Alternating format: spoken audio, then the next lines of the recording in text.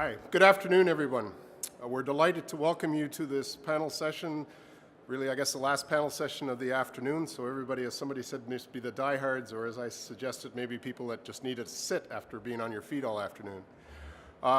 Today, we're going to be talking about hyperconnectivity and the Internet of Everything. My name is John McRitchie. I'm the Regional Director with the Ontario Centres of Excellence here in the Central Region for Toronto. The Internet of Everything, the connectivity of people, data, and things is predicted to be 5 to 10 times more impactful than the entire Internet revolution. And it's estimated to be a $19 trillion global opportunity over the next decade. The tools needed to enable the Internet of Everything will result in cost savings, increased productivity, new revenues, and enhanced citizen experiences. This panel will examine the exponential opportunities for business, for networked individualism, and what it means to live in a hyper-connected world. It's my distinct honor to introduce our moderator for this session, Michael O'Farrell, the founder of the Mobile Institute. Michael is a board member at the Mobile Experience Innovation Center here in Toronto.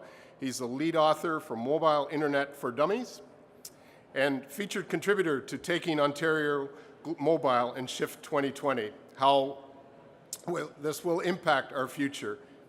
As a global subject matter expert on the mobile industry, Michael has been a notable mobile technology pioneer and is considered a leading mobile industry futurist.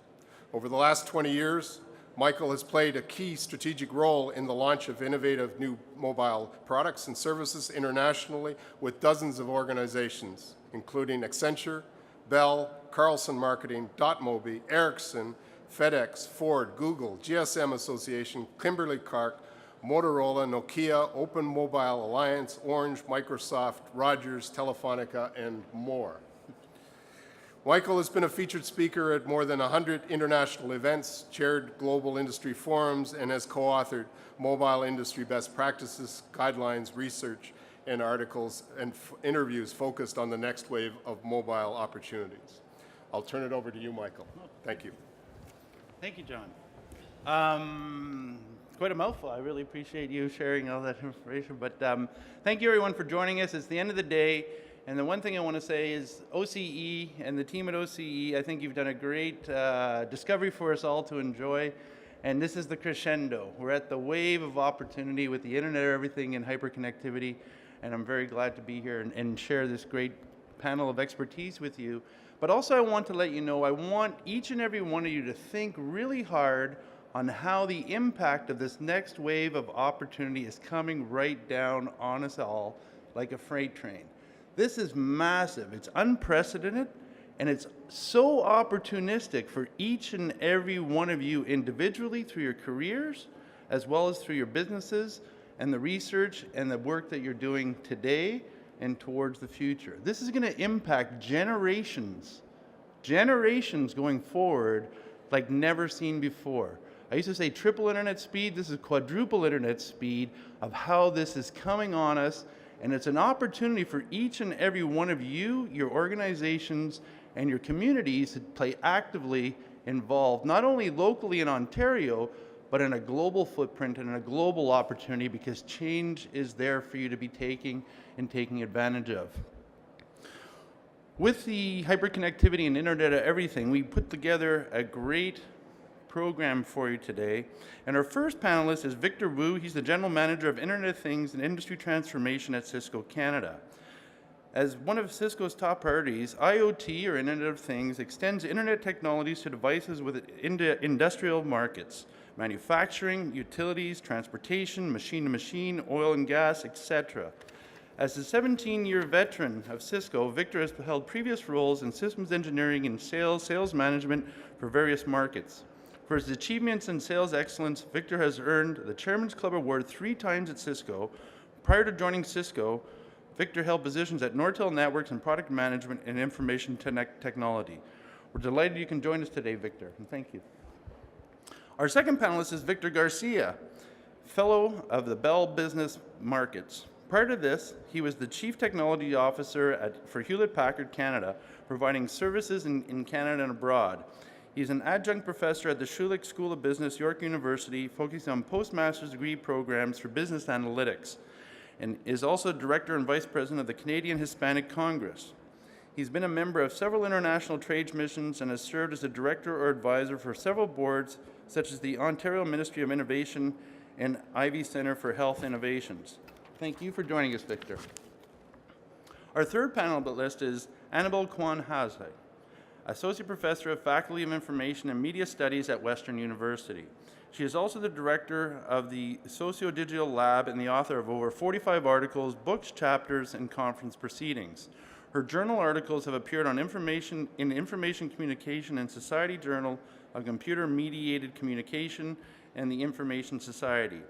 She is also the author of 2 books, Information Brokering in the High-Tech Industry, Online Social Networks at Work, and Technology and Society, Inequality, Power, and the Social Networks.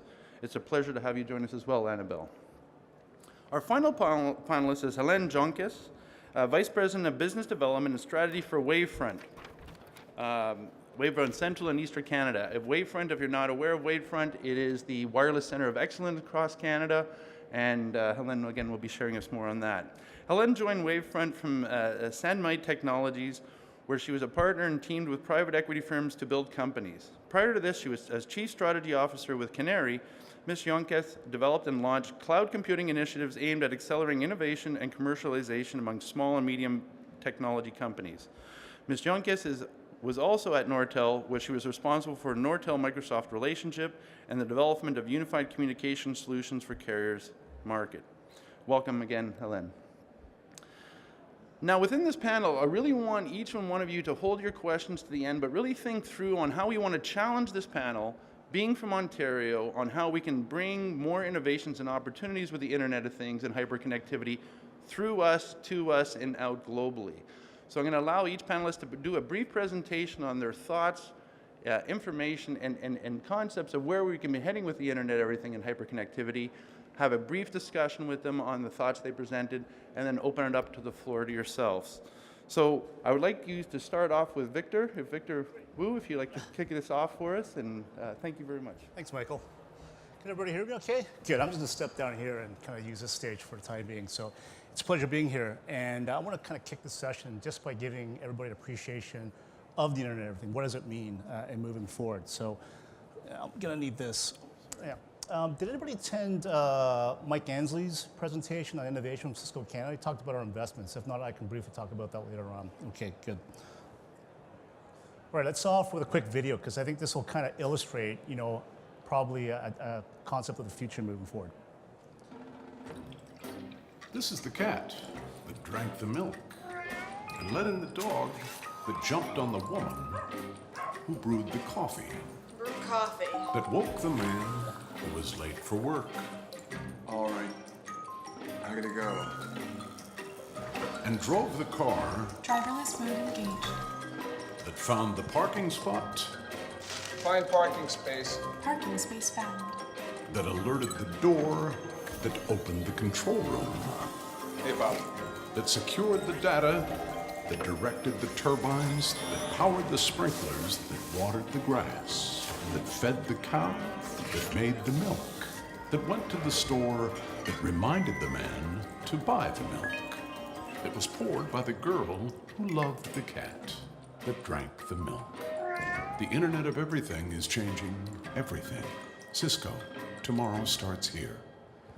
That's a very cheeky take on the art of the possible, but it kind of gives you the idea, and I think it touches on several elements. How it's going to change us as individuals, society, how we do business, but that is the potential of the Internet of Everything. So it's just not about connecting objects, but driving value and moving forward. And I like to play that for people who are just learning about this. But in terms of understanding where we're going, it's also good to kind of understand where we've been. And I want to illustrate, the Internet isn't static. It changes, it evolves. Right? And over time, we've seen different waves. But 24 years ago, the first web page came alive, right? HTTP, right? Tim Berners-Lee, computer scientist, 24 years ago. And that digitized how we access information, right? Being able to get information from a web page was revolutionary back then. But things didn't stop there. They tended to basically innovate, create new markets. We soon got into the network economy. We had companies basically finding ways of how to do business together, both B2B and B2C. Companies like eBay, Amazon, Google came to life. And that was really changing how we did business. But we didn't stop there. We kept on moving, we kept on innovating. We got into the area of what we call immersive experiences. We're living that today. So technologies like social media, how we're leveraging that today, both as individuals, society, governments, and business, is changing how we interact with each other. You add video on top of that. Making a video call now is so simple, right? It's changing how we interact. And how do we consume services? Cloud. Another technology that's driving another wave of innovation, but it's bringing us closer, it's changing how we leverage technology. And as you all know, it's not stopping there. We're entering an era called the Internet of Everything, where more devices are coming online.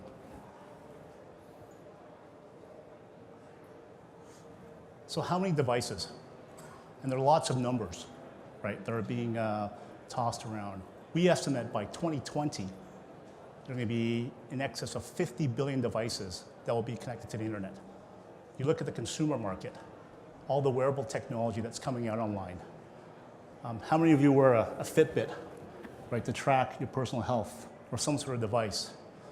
The reason I'm pacing right now is I'm trying to get my 10,000 steps in before the end of the day. Right? That's on the consumer side. And you see other technologies. You look at home automation. All the devices are connected over IP. At CES, like electronic toothbrush, it's now connected to your smartphone, measures the level of your brushing activity. Right? Everything that had or didn't have a voice in the past, through sensor technology and through technology itself, is coming alive. It's giving us information. Right? Now the trick is how do we capture that information, make it useful, analytics. But it's not stopping there. The area that I work in on the industrial side is happening. So devices within manufacturing on the shop floor, transportation, vehicles, smart grid, all these elements that propel our society are becoming connected. And there's a wealth of opportunity for businesses, right, and society to generate value, both for society and economic means. So why do we call it IoE? Because there's been lots of terms, and for those who've been in the business for quite some time, Internet of Things, the term, it's been around for quite some time. But as you saw from the video, it's just not about just those objects. It's how we create these new experiences for us. And that's why we call it everything. It's about people interacting with data, people interacting with things, right? Whether it be my band here, or a machine, or my smartphone, right? It's how we capture data and apply analytics to draw some outcomes, some meaningful outcomes, turning information into wisdom, right? So we have some sort of efficiencies, better decision making.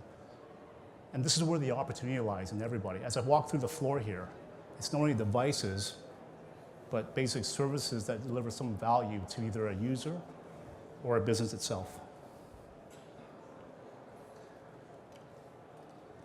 So I often get asked, like, how big is this market?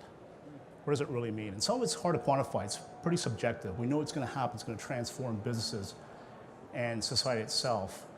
But this quote actually says it best. So Professor Michael Nelson, IBM, basically studied the internet for a long time in terms of futures. He coins it best. Trying to determine the market size for the Internet of Things is like trying to calculate the market for plastics circa 1940, right? At that time, it was difficult to imagine that plastics could be in everything. And we're at a similar phase at this point. The internet is going to be extremely pervasive in our lives today. So we took a crack at that. And on the outset, there was a number mentioned, $19 trillion. Let me put some context as to where that is derived from. So our consulting group, Cisco Consulting Services, surveyed about 7,000 customers globally. And really sat down and looked at some of their fundamental core businesses in terms of supply chain, worker productivity, innovation, core aspects of the business, and said, look, if we can help you harness the power of IoE, right, in lighting up dark assets to provide information, providing a process to drive efficiencies, increasing collaboration, what would that mean to you? The number was outstanding. Over the next decade, $19 trillion of economic value to the bottom line could be realized. And that number is actually divided into two areas, 14.4 in the private sector and 14.6 for the public sector. And for Canada, it's a staggering number. It's almost $500 billion over the next decade. And that's vitally important because it's an opportunity to innovate and lead and change the innovation trajectory for Canada.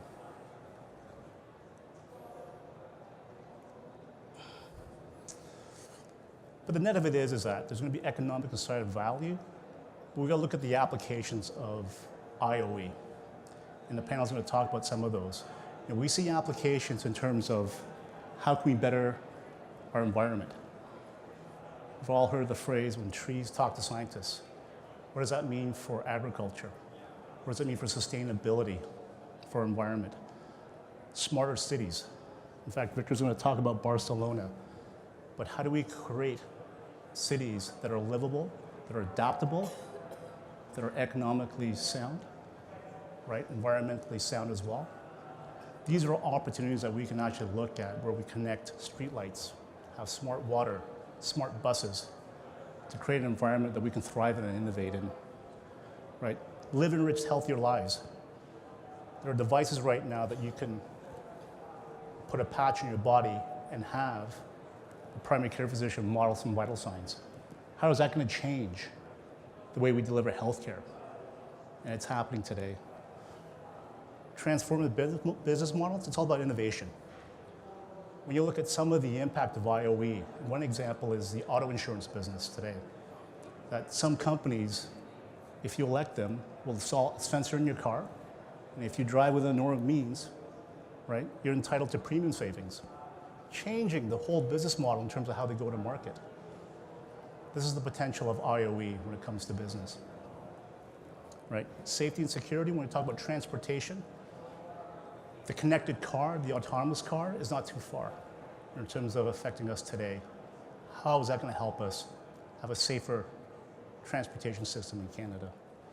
And obviously, sustainability in terms of energy management. So I want to give you just a quick appreciation for what the Internet of Everything is. We're excited in Canada, Cisco Canada, to kind of do our part. For those of you who attended the session with Mike Ansley, VP of Business Markets this morning, we're investing over $100 million in our new headquarters and global IOE Innovation Center. It'll be opened up next year to collaborate, to prototype, to work with public and private sector, to look at new ideas and co-create. It's very exciting for us. We're working with universities across Canada in terms of research and development, university chairs in areas like the Internet of Everything, smart mining, smart grid, for example, and we're happy to do that. And recently we launched a project called Connected North, bringing technology to the north, right, to really solve some of the educational challenges. So anyways, I want to thank you for your time. Hopefully this gives you an understanding in terms of what the potential of the Internet of Everything is. Be happy to answer questions at the end of the session. So Michael, I'll hand it back to you. Thank you very much, Victor. That was very good. And one quick comment, when you said the investment that you're making based from here from Ontario, for across Canada, of course, how many centers is Cisco doing this with around the world? So we now, Think of an example. yeah, we announced 4 locally. So We're one of go- 4. And we're one of 4 to be selected. So we're very fortunate, but Amazing. it speaks to the innovation that's happening, the talent pool that we have within the country. And Nissan Koali has plainly said that we want to basically leverage that investment, that talent pool in Canada, the innovation, and really grow it and change the innovation trajectory for Canada by those investments. That's great. And then the global opportunity that can stem to that as part of the hub, I mean, part of the network of the Cisco 4 is for also export opportunities, is that correct? Absolutely. Okay. So this is, we can't go it alone. This is a large ecosystem, as you can see by the floor here. So really is to foster those capabilities. Great. Thank you very much. Victor Garcia, come share with us Bell's perspective and your perspective of the opportunity. Thank you, Michael. So thank you for Thank the you. introduction and thank you for inviting me to be part of this conference. Very successful conference. Lots of interesting things. So what I wanted to do was share with you a bit of a story about a city, one of my favorite cities, by the way, a city where my family comes from, Barcelona. So I thought it would make sense, a guy with a thick Spanish accent talking to you about a Spanish city. This is not just a real-world example of creating a smart city. but it's a case study on how do you do it. How do you go from what we are doing in Toronto, for example, where we have pockets of intelligence in different parts of the city, district energy, lake water cooling, semi-smart buildings by the lake, intelligent buildings in Mississauga, smart transportation in Brampton. How do we take a different approach, a systemic approach, an architected approach, a connected approach? And that's what Barcelona did. Barcelona has been working for many years now to merge urban planning, ecology, and information technology to ensure that the benefits of technology reach every single person living in Barcelona. And through this process, they improve the lives of people. And people are very important, because usually what happens with this type of projects is technology takes over. When in reality, everything that we saw, everything that Victor showed us, everything that we're going to see here is about people. It's about people living in places and using all of these systems and intelligence to make our life better.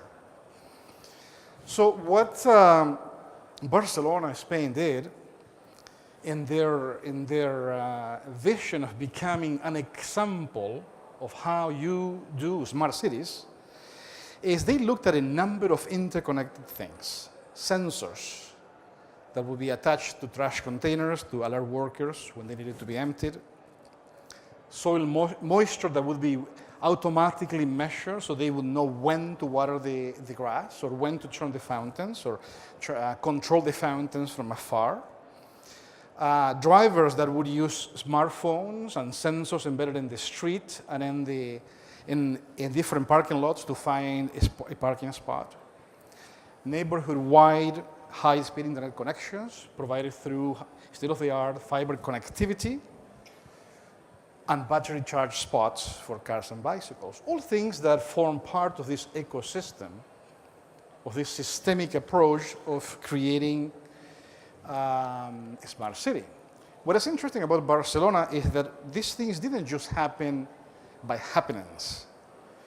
They took a very concerted approach to study why they wanted to do it, what they were going to do, how they were going to do it, who was going to do it, how much it was going to cost it, and how they would form this ecosystem that would encompass academia, business, large business, small business, local citizens, local companies, to all together work on a transformational approach that would take 4 aspects. First of all, the concept of self-sufficiency, starting with some neighborhoods where they could demonstrate that these neighborhoods could become self-sufficiency, leveraging smart energy, district energy systems, keeping things human. Again, cities are about human beings. There's nothing wrong with keeping a very old, very heritage-looking home, a beautiful patio, a beautiful veranda to have a drink, while at the same time have the access to high-speed connectivity and access to hyper systems. The goal to be as close as possible to a zero-emission metropolis. Is it possible to have a zero-emission metropolis? Well, maybe not. So let's get as close as possible to that. And this formed their overall plan, their overall approach to developing a plan based on something they called the city protocol, which essentially looked at 7 strategic initiatives that they would implement, all interconnected, all interdependent, that overall would form the basis for a smart city. Starting with smart lighting, including the refurbishing of street lights to provide more light for less energy, or the replacement of some lights with LED lighting systems, smart energy, leveraging district energy and other cooling systems, smart water to control when they would use water, how much water they would use, smart transportation. So no citizen of Barcelona would be farther than 3 kilometers from a bus station. Sorry, 3 blocks, not 3 kilometers. When the project started, it was 3. When the project finishes, no citizen will be more than 3 blocks, which in Barcelona are usually 100 meters. So no farther than 300 meters from the closest urban transportation system. A zero-emission mobility that started a program copied in the rest of Europe to create an ecosystem for hybrid and electric cars, all surrounded through an open government initiative that would leverage technology to demonstrate and share how the city was being built, what the approach was, and in fact how politicians were using money. At the center of this whole protocol was something they called the city protocol, kind of a governance, a guideline, the documentation of what their dream was and how to get there. And this city protocol had 5 fundamental goals. Number 1, to facilitate and foster a new science. So this wasn't just about let's build a smart building, let's build a smart bridge or a district energy plant. Let's develop a new science, a science that will combine beauty with smarts. Often we know that after beauty comes smart. If you can combine the two, that's excellent. That's exactly what they wanted to do, a beautiful city that would in turn become a smart city. They also wanted to establish a cooperation framework, determine how would city council, politicians, academia, small companies, startups, organizations, and people, again, at the center, interact. And all together work towards a future that by 2050 would deliver a smart city to them.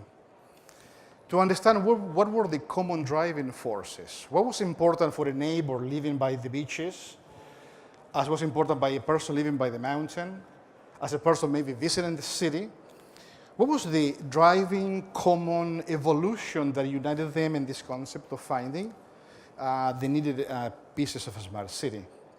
And finally, to deal with the economic uncertainty and the economic reality of having to pay for these things. Where did the money come from? How were the synergies established? How would they deliver value-added products and services while ensuring that the city didn't go break? So let me show you a quick video right now that will give you a glimpse of the smart city of Barcelona. As the world continues to urbanize, with 180,000 people a day moving into cities, the competition between cities will continue to grow economically, environmentally, and even socially. The cities that embrace technology will surface as the winners. Think about it. Only 1% of what can be connected is connected today. Imagine the possibilities. The internet of everything has arrived and is ready to change the world. Cisco is extremely excited about Barcelona because the city is utilizing the internet of everything. By connecting its people and things to a city Wi-Fi, Barcelona is creating new services, richer experiences, and unprecedented economic opportunity for its people, for its businesses, and for its partners. Barcelona is a social dream, and technology is able to make this social dream possible. We face in Barcelona the very same problems that every city in the world faces. So we want to tackle those problems with technology. What we're trying to put in place is a common solution for all the cities of the world. It is estimated that 40% of traffic in city centres is caused by cars trying to find a parking space. Now, in-ground parking sensors communicate with devices in cars to help vehicle owners quickly find an available spot. Putting sensors in parking spots allow us to get less cars, less traffic, people happy, so that the city becomes a more livable place. We have to make it possible for people to understand that internet might be changing their daily life to improve it. We transform the experience of wasting your time waiting for the bus into a full contact with the city. People can find information on routes for the bus, plus information on the area, business, commerce, shows. Barcelona's citizens not only enjoy the smart bus stop experience, but are also able to maintain their Wi-Fi connectivity while on the bus or underground train. This allows citizens to get the same sensation of connectivity as they get at home. Understanding that much of a city's energy waste comes from less than optimal use of lighting, Barcelona is installing highly efficient streetlights which are dynamically managed to save energy, optimize maintenance, and provide a safe environment for citizens. A city-wide network of sensors provides city officials with concrete information so that they can make decisions based on real-time data. Getting information on the flow of citizens, on noise, on pollution, on traffic, on weather conditions allows cities to streamline the city operations, reduce costs, and also improve overall sustainability. Economic sustainability, social sustainability, and environmental sustainability. Barcelona can generate a blueprint of what the cities can become, and this is what gives sense, full sense to what we're doing in Barcelona right now. Technology is for people, technology is for using it, and technology is for improving citizens' lives. We are sure that the Barcelona of the future will be even much better than it is now. Smart cities represent places where people will want to live. By connecting the unconnected, cities will be completely transformed. These are the cities that will harness the power of the Internet of Everything.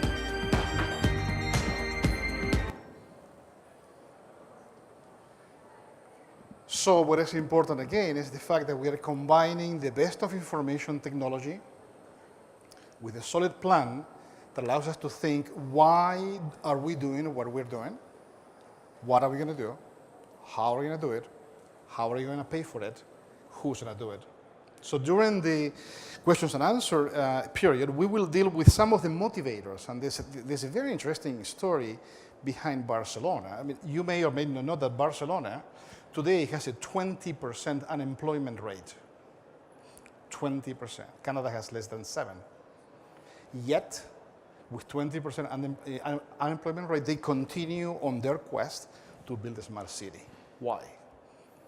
What role did P3, private-public partnerships, play? What role did small companies play? What role did academia play? How it was created and what was the framework, which we will discuss after the questions and answers. Thank you. Very much, Victor. Thank you, Victor. Now we've gone from where the industry is coming from, an example of a framework that we can look at for whether it's our campus environments, our city environments, our community environments, and let's go right down to the individual. And we have Anabel here that's going to talk about some of the hyperconnectivity that this is engaged with and some of the social impact. So Anabel, welcome to joining us. Well, good afternoon, everyone, and thank you so much again for being here with us. I'm going to start by apologizing because as academics, of course, we love using long, complicated words. And the word hyperconnected was something that Barry Wellman and myself came up with in the year 2000 when we realized that people kept talking to each other with multiple devices, several platforms, and we thought, well, hyperconnectivity could sort of, I guess, describe that. I'm at the University of Western Ontario in London, and I'm the director of the Socio-Digital Lab, which is a lab for students to come and play with technology. Currently, I'm a member of NCE, which is GRANT, a network of new media and animation. We're also developing with a number of partners locative media, about which I'll talk a little bit today, and I'm also the editor of a handbook of research methods in social media. So one of the things that we're trying to do is develop the kinds of tools that allow for the analysis of social media and big data. So, but not the kind of grand approaches, but rather to really find techniques that allow for the study of this. So even though there has been much hype around new ways of connecting via Facebook, Twitter, Instagram, and other social media platforms, the study of connectivity is not new to sociology. So since the beginning of urbanization, there has been an interest in, well, how are people connected? Much debate since the 1990s has focused on the transformative nature of the internet, including the Internet of Things, without asking specifically what these transformations look like. So the hype is really more about the amount of connectivity rather than looking at how information flows and what the nature of networks are. So I'm going to talk a little bit about that today. So in this presentation, I will concentrate on the following three areas. So how are we connected? who are we connected to? So in terms of networks and devices, what is the impact on society in terms of social capital, innovation, and business? Now, if we look at the forms of connectivity, before our connections were rather locally based. So much of the connectivity was really what we call group-based. So it's a small group of people that we know well, that are trusting, and that we're constantly exchanging information with. So in terms of networks, these networks look very different because the people that we're interacting with are on a small scale, they're high in trust, and we know them well. So usually we're connected either through kinship or some kind of work relationship. Of course, now through the internet, these relationships have largely changed. And as a result, context becomes much more important. So before, communication and information was very context-based. Today, often on Twitter, on Facebook, that context is lost. And the question that becomes also, well, how can we gain that context back? So a good example of that is I sent out a tweet from a paper that was accepted on how Canadians are connected on Twitter. And Misty Harris, one of the journalists with Post Media, saw my tweet and responded right away and said, look, today is a slow day here. Can I perhaps cover that as a story? And I said, sure, that sounds great. So she posted the story, then went to the Post, and then to the Globe and Mail. So what I'm trying to say here is that sometimes a single piece of information can have a major impact.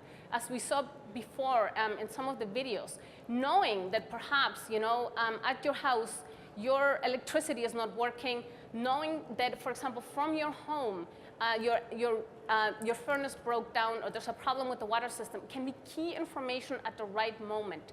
So the issue of hyperconnectivity is not just about sending out more information. I think we're in an information overload. Most of us receive sufficient information. It's understanding the context in which that information is needed.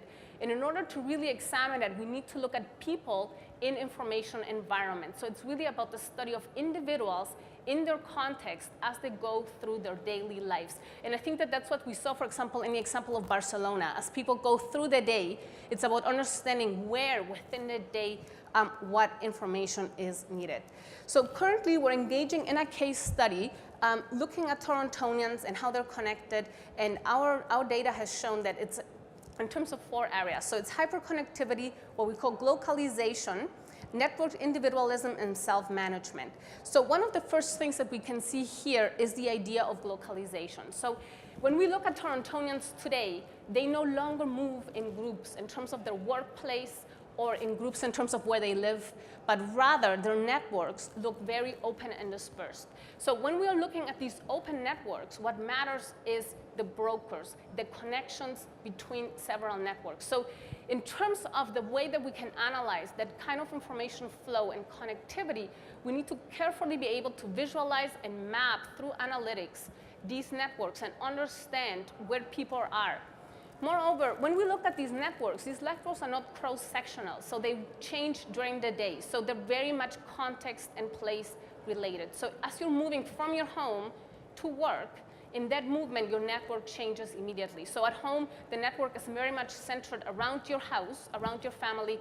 When you move into work, all of a sudden, there are multiple networks that are coming in, and information is needed from those multiple networks. So it's really important to understand that we're not talking about hyperconnectivity in terms of a single network and how that network functions, but rather it's the intersection and the brokering of various networks here. Now, in terms of glocalization, what matters is the global and the local. And combining those two, even though it may seem seamless, it's rather complicated because in any given moment, we need local information in terms of where we are. We saw that again in the example of Barcelona. We're at a bus stop. We need information both about when the next bus is coming, what the traffic is like, but we also need global information in terms of what is happening at work, how we're connected to our family at home. And intersecting various devices and sources of information will be increasingly important in a hyper-connected world.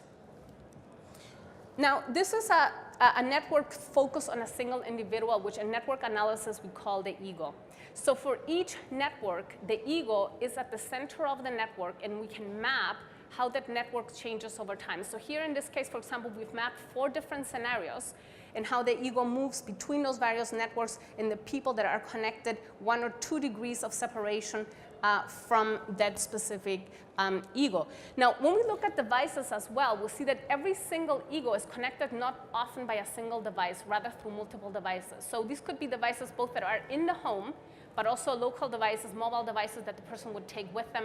At least it would be a cell phone, an iPad, a laptop, et cetera. So depending on the ego and the kind of analysis that we're doing, we would be understanding as well what kinds of devices do they constantly take with them that are sending and receiving information at the same time. Now, in terms of the notion of hyperconnectivity, there are a couple of things that we've been examining. And this is both the flow of information and as well how information flows across boundaries. So one of the things that we notice when we examine people's search for information is that they're really keen on not just finding out a lot of information, but what we call new information. So information is really at the boundary. And even though we may often feel that we're in a society where information is coming at us, most of the time, actually, there's a lot of repetition of overflow of information, and we acquire information repetitive from the same sources. So one of the things that we're trying to develop currently are technologies that allow us to move beyond the boundaries of our own networks. And often, when we're on Twitter or even on Facebook, we may not be aware where those boundaries are. And even though we may at points think, well, our network is fairly diverse and comprises both work and family members, if you look at the information you're receiving on a daily basis, you'll see that a lot of it is the same kind of information. It rotates over and over again. So finding those kinds of technologies that can make us aware of that information that is at the boundaries, but that may be really important for decision making at the moment becomes increasingly important. So people function more and more in terms of networked individuals. So what we mean by that is that people have a high level of agency. They control the information that is coming at them. They're constantly checking Twitter. They're making sure that their Twitter followers are people that are within their network. They control how they curate information, what information they're sending out. And also a really key important point in our studies here is what we call gratification. So why is that people go back over and over to the same kind of media? Because they're obtaining those gratifications, information that surprises them, information that provides new sources of information, and that also makes them aware of things that are happening both globally and locally within their environments. One of the things that we looked at here, though, is that not all individuals are equally connected, though. So within the Canadian context, we found 2 important trends. One is that education continues to matter. So higher educated people are more connected, and education affects all aspects of connectivity. So it affects both what people do, how connected they are within social media, and the number of activities they're performing.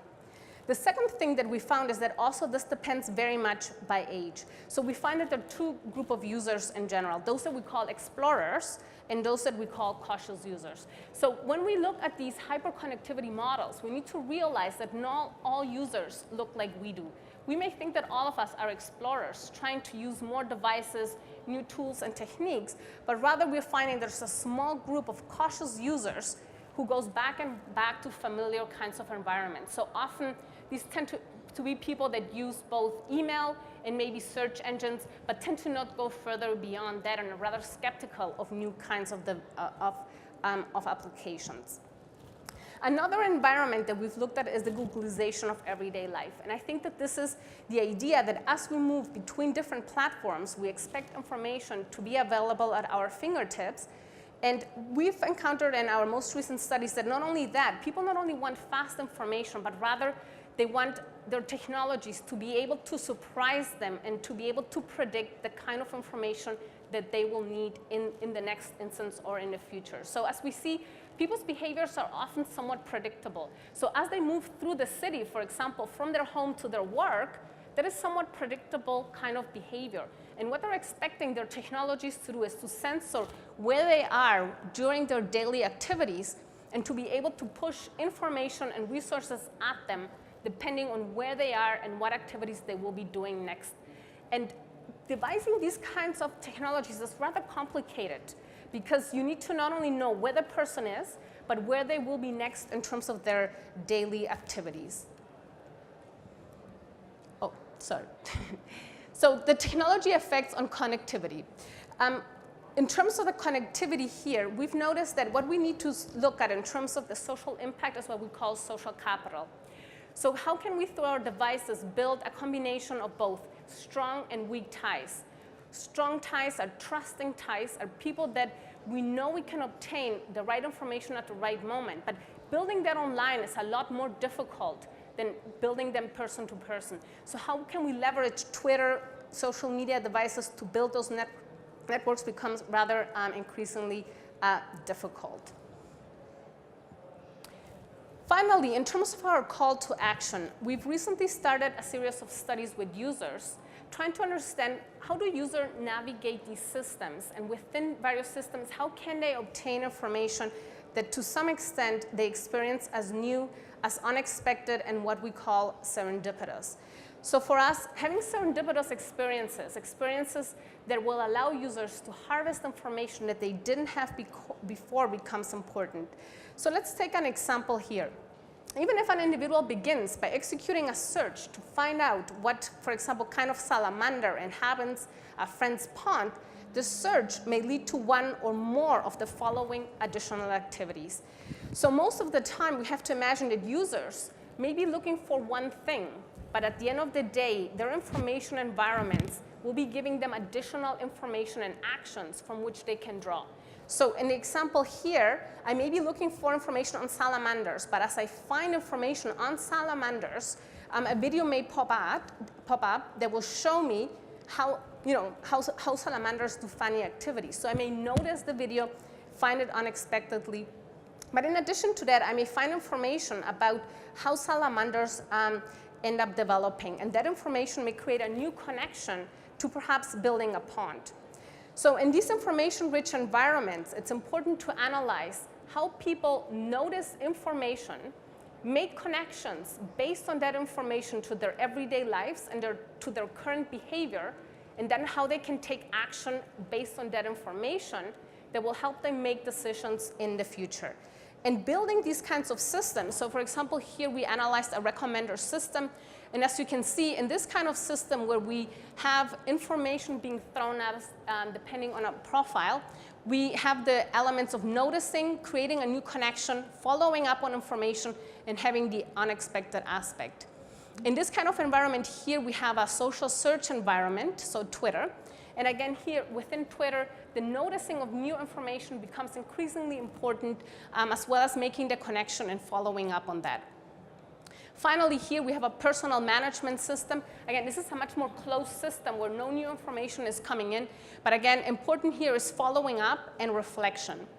And finally, perhaps the most important systems today will be visualization systems, where we can see information visualized from multiple contexts and places, and where we can aggregate that kind of information. So for example, information based on the home, as well as information based from work, and where we can explore that information.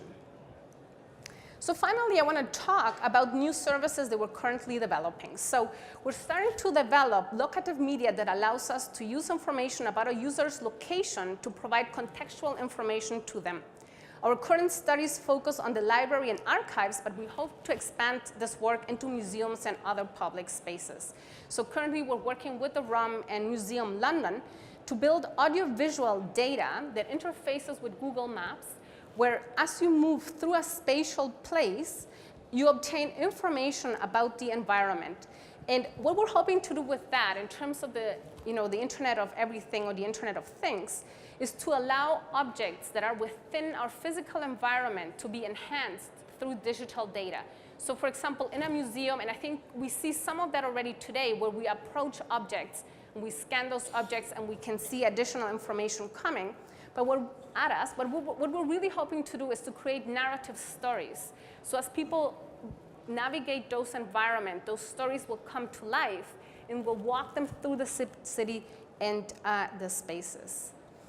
So just to finalize the conversation, I think what I've been trying to show today is that hyperconnectivity is increasingly relevant, but that it needs to be very contextual. We need to really understand what kind of connectivity, who are people connected with, who are the brokers, and what is the nature of those networks in which people are connected. Thank you. Thank you very much. Thank you very much, Anabel. And again, if you take a look at the research that is being done, and Anabel's at Western and the community that she's working with is bringing it up through the layers all the way through to how Victor Wu explained the opportunity, and think about your own opportunities, and we'll be discussing that after we have Ellen from Wavefront give us her overview of what Wavefront's doing to assist us all with the Internet of Everything. Thank you. Thank you. Could I ask, how many of you are currently building applications and are part of a startup? Raise your hand. Okay. And how many of you are working with startups? Raise your hand. Okay, thank you. So basically my presentation is going to be about some hopefully practical advice, practical help that Wavefront can bring to you. I'd like to thank Anabel. When I was at Nortel, we used to call that the Internet of One, because what that means is that essentially all the information that's out there is relevant to you and is in the context for you. And so I think that's really what we all aspire to. There are a lot of changes that are going to be happening, but it's not the first time that we've seen change, right? And so the only thing that is going to be consistent is the fact that there will be change and there will be more change. And we've been adapting to that change for a long, long time, we as individuals, as a society. And you know, we're just going to have, it's just going to be part of our everyday lives, and we're going to be living with that. And right now we can't anticipate some of the changes that are going to be profoundly impacting our lives. We see this Internet of Things evolution, and we're just beginning to really skirt the surface of of how we're going to be impacted. So what is Wavefront? Wavefront, we're an accelerator, and we're a center of excellence for the commercialization of research, focusing on wireless. And when we say wireless, we mean that very broadly. We mean applications, we mean next generation infrastructure, but we also mean the Internet of everything, the Internet of Things. I love Cisco for branding, you know, things very, very bigly. So from the Internet of Things, from machine to machine, to the Internet of Things, to the Internet of Everything, and that's really what it's going to be. Our mandate and mission is to help accelerate the growth of Canadian companies in the wireless space. We've been around for, well, Wavefront as an organization has been around since 2007. We've had a national mandate since 2011. And so we work with Canadian companies coast to coast, but we also work with large companies. Now, if we go to the Internet of Things, it's a very, very complicated space. And what you have is you have a lot of silos. So if you're working in healthcare, there's various components that'll come and add up to machine or Internet of Things in healthcare. If you're in mining, if you're in retail space or any of that, it's very, very vertical right now. And there is a movement to horizontalize, for lack of a better word, the technology to enable people to build applications more easily. But up until last year, I think that basically Beecham, who developed this very complex but yet very sophisticated diagram, identified about 100 machine-to-machine Internet of Things platforms over which you could develop applications. And the number of platforms was just growing. So if you're a startup and you want to build applications, where do you start? It's very complex. If you look at the various components that you need, first you have to figure out what is the asset or the device or the thing that you're going to be measuring. You have to put sensors. What's the right sensor to have? You know, then basically how are you going to transfer that information? Is it going to be wired, wireless? Are you going to have, there's networks that needs to be involved, and then databases. You need to analyze the information and then you know, provide some intelligent control. And all of these things have to be seamless to the end user who's using that piece of technology and that information. So we're here to, Wavefront is basically here to try to make things a little bit easier and provide startups, SMEs, developers, companies who want to go in this space with a little bit more information. And so what we do is we provide funding primarily through government programs, so it's non-dilutive, but we also have a network of VCs that will provide you line of sight to. We provide advisory services, business advisory services, we provide training, technical services, and market linkage. And I'll just go through a little bit of what this is. We have a National Innovation Accelerator Program, and our three partners right now are Rogers, Deutsche Telekom, and Sierra Wireless. Sierra Wireless is one of the largest embedded software companies in the world. And guess what? They're Canadian. They're based in Vancouver. Sierra Wireless developed, so they have a platform. And I'll just use this to give this use case in terms of one of the uses for the technology. One of their customers is Nespresso. How many of you know about Nespresso? Okay. So love the coffee. I can't get enough of it. But they sold to Nespresso. Nespresso basically put this, the embedded software in all of their devices, primarily for their enterprise or business customers. And what this helped them do is basically understand when the customer was running out of a certain type of coffee, understand the preferences of the coffee that particular customer was drinking, and also actually understand regional differences between the types of coffees that was being drunk. But guess what? It also helped Nespresso identify customers that were using counterfeit pellets. So you know the Nespresso model is basically that's where they make their money, is with the pellets. So this was one of the side advantages for Nespresso, a disadvantage for the business customer, but in terms of using Internet of Things, machine-to-machine technology. So at Wavefront, we have a program which basically allows you to have access to these platforms. With Rogers, it's actually access to the Jasper Control Center. And this is, if you're developing an application, this is a piece of technology that you can typically only get access to if you're a company that does several $1 million worth of revenue. So via Wavefront, we provide you access to tools, capabilities, and resources within these companies to help you grow. All of these companies are looking for innovation. And it's either innovation that they will grow with you, or they want to partner with you. We also have, just to mention, we have a device library in Vancouver, one in Toronto here with Mars, Communitech, and in Montreal with CRIM. We have a mentorship program with Rogers, so it's not a sales pitch, but for companies who are looking to sell to via carriers, it's a really great way to get their feedback. And so we provide basically a one-on-one meeting with a senior exec within Rogers, and you can basically talk to them about your product and your entire business, and you get feedback. We have a venture acceleration program, and this is basically access to entrepreneurs in residence. Again, tools, people who've been in the business, who understand the capabilities. Right now, this particular program is limited to BC, but very shortly we hope to be able to announce that it's going to go national. We provide, as I said, mobile and advisory businesses. One of the things that I've noticed is across Canada we have terrific technology, but a huge challenge for the technology companies is basically the business aspect, because the technology isn't enough, believe it or not. You have to have solid technology, but you need to have a business wrapped around that technology. I remember introducing a startup to an M&E, and they really liked the technology, and they basically said, "What's your support program? How do we get support from you?" And the startup didn't know what to say because they kept saying, "Don't you like my technology?" So it's basically understanding the business components. If you need help on pricing, if you need help on go-to-market strategies, if you need help on channel development, this is basically a program that can assist.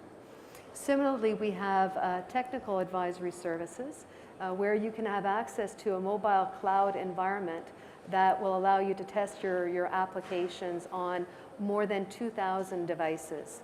So there's we have a machine-to-machine zone, technical consulting and preparatory services.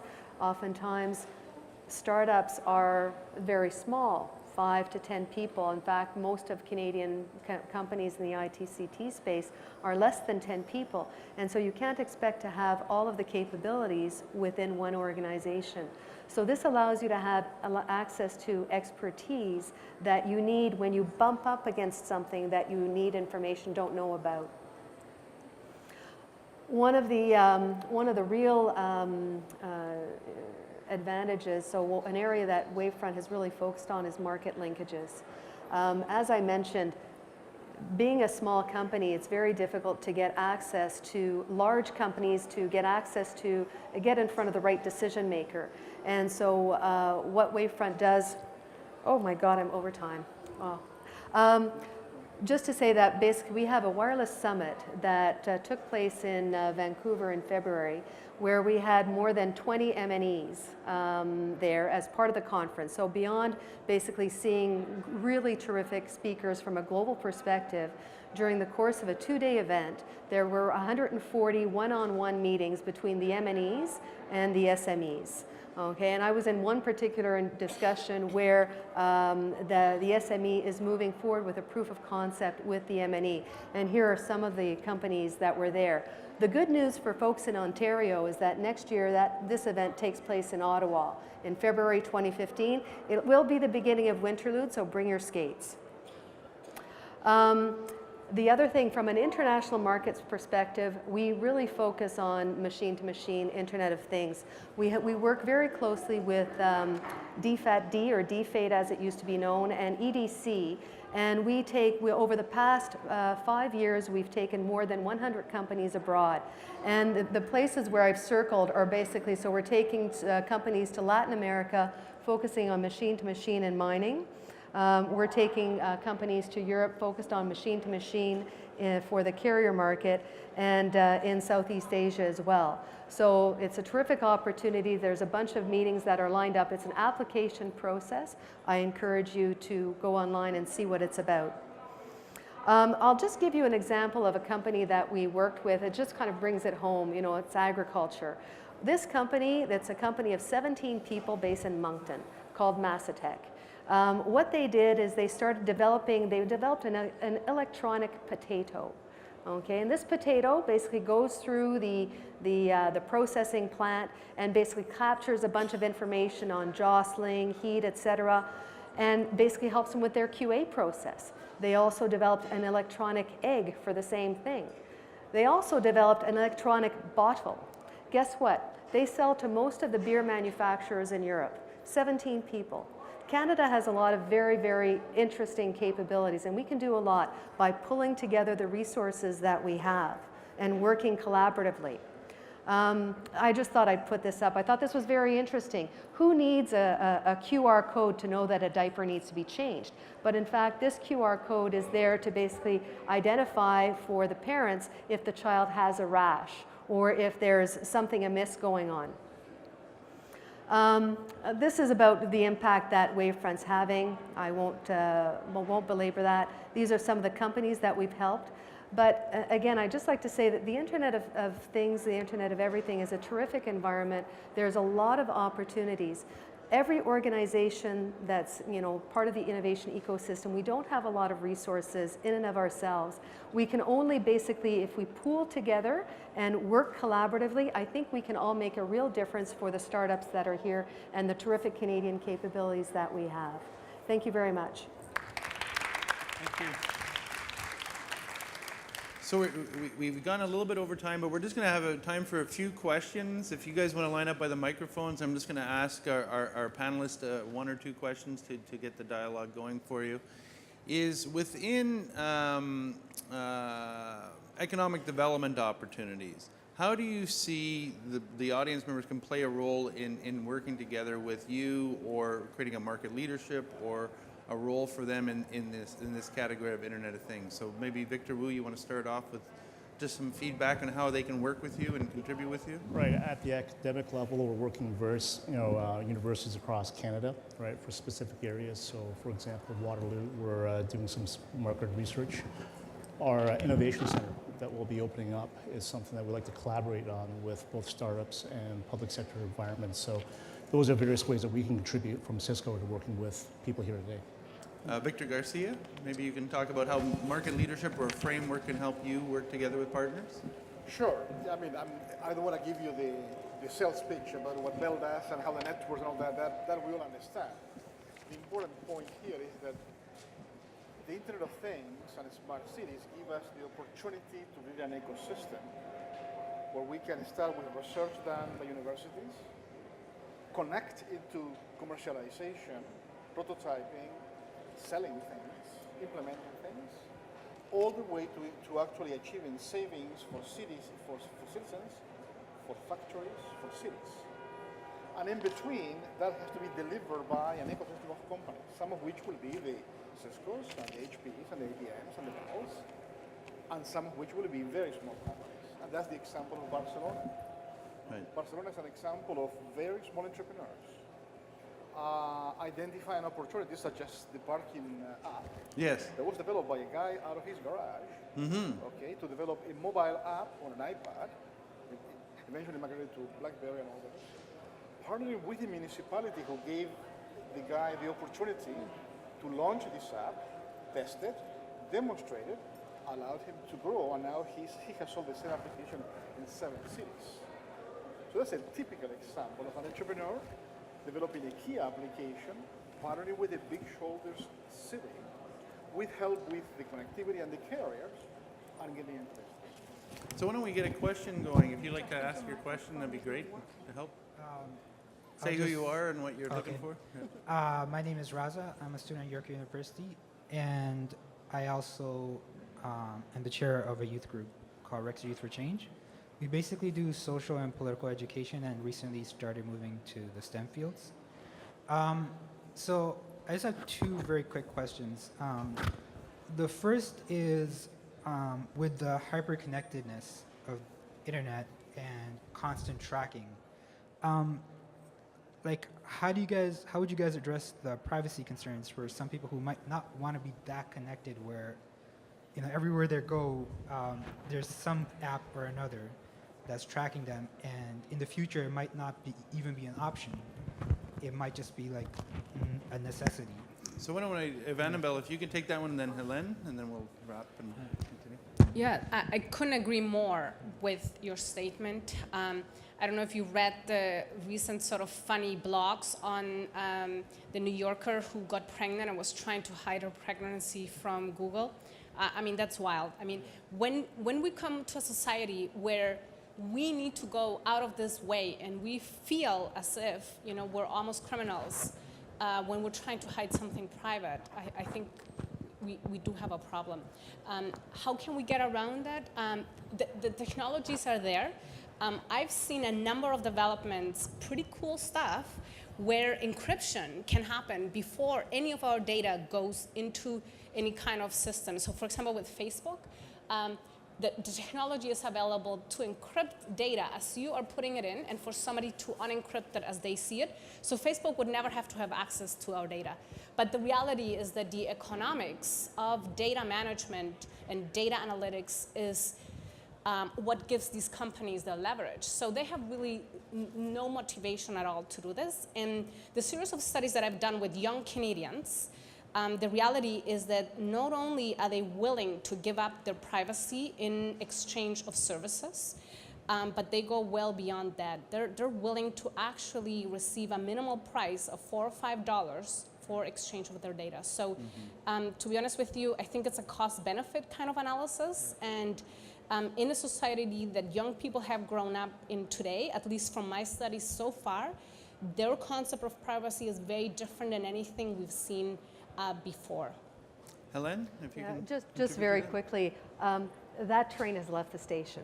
Okay, I'm sorry. If basically people have an illusion of privacy on the internet, they're diluted. The service providers, basically via deep packet inspection, they know where you are, they know what you've been doing, they already have that information. In Canada, the service providers have turned that information off. They're not accessing it. In Europe, basically the service providers, the carriers are aggregating that information, anonymizing it, and selling it. Okay, so but that train's left the station. If you don't want any information to be shared, you basically have to completely disconnect, and I don't even think that's possible. I found out that my children were posting pictures of me on Facebook that I didn't even know they were there. So, you know, but it's basically it's gone. Thank you very much. I just in the sake of time, we went a little bit overboard, and thank you very much for saying. I just wanted to thank the panel. You guys will be here for a little bit more if people want to come directly and talk to them. I wanted to thank Victor, Anabel, and Hélène of joining us, and I really wanted to thank John and the Ontario Centers of Excellence for hosting us here today, and I hope you all had a great show. Thank you.